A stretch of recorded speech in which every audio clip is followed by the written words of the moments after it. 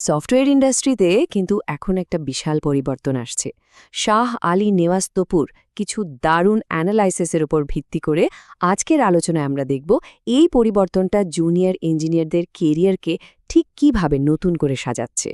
তো চলুন একদম মূল প্রশ্নটা দিয়েই শুরু করা যাক, যেটা এখন প্রত্যেক নতুন ডেভেলপারের মাথায় ঘুরছে। এআই এর এই যুগে তাদের ভবিষ্যৎটা আসলে কি? তারা এখন করবেটা কি? ভবিষ্যৎটা বুঝতে হলে আগে তো অতীতটা দেখতে হবে, তাই না? চলুন একবার পেছনে ফিরে দেখি একজন জুনিয়র ইঞ্জিনিয়ারের ক্যারিয়ারের পথটা আগে কেমন ছিল। বেশ প্রেডিক্টেবল একটা পথ ছিল কিন্তু।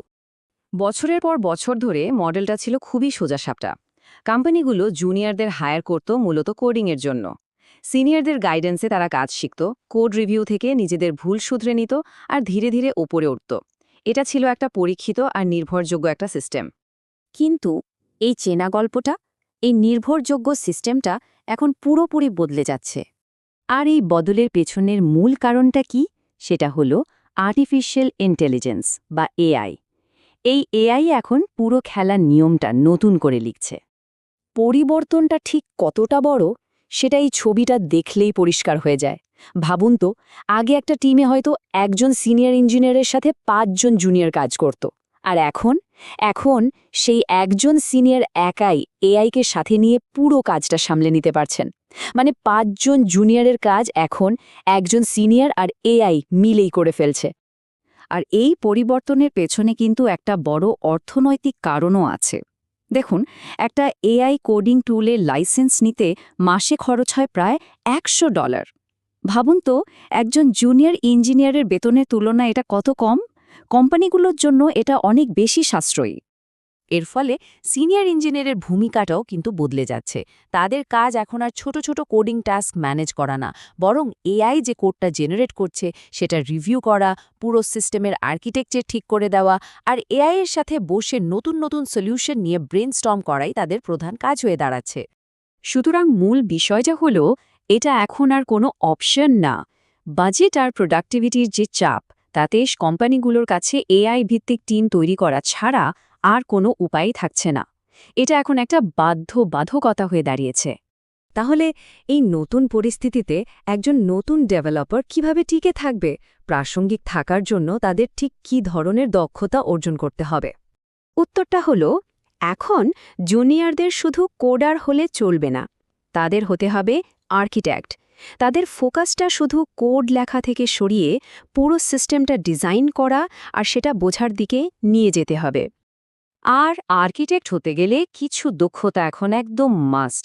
যেমন ভালো কোড কাকে বলে সেটা জানতে হবে, সিস্টেম আর্কিটেকচার আর ডিজাইন প্যাটার্ন বুঝতে হবে, কোডের মধ্যে সমস্যা বা কোড স্মেল খুঁজে বের করতে জানতে হবে এবং সুরক্ষিত কোড তৈরি করতে হবে। এগুলো এখন আর কোনো অ্যাডভান্স টপিক না, এগুলোই এখন এন্ট্রি লেভেলের নতুন চাহিদা। এখানে একটা গুরুত্বপূর্ণ বিষয় হলো, এই আর্কিটেকচারাল জ্ঞানটা কিন্তু এখন চাকরিতে ঢোকার আগেই অর্জন করতে হবে। মানে ইউনিভার্সিটির সময়টাকেই কাজে লাগাতে হবে। কারণ চাকরিতে ঢুকে হাতে কলমে শেখার সুযোগটা আগের মতো আর থাকছে না। আচ্ছা, এই নতুন বাস্তবতায় চাকরি পাওয়ার সবচেয়ে কঠিন ধাপ মানে ইন্টারভিউ, সেটাও তো বদলে যাবে, তাই না? চলুন দেখি সেখানে কি কি পরিবর্তন আসছে।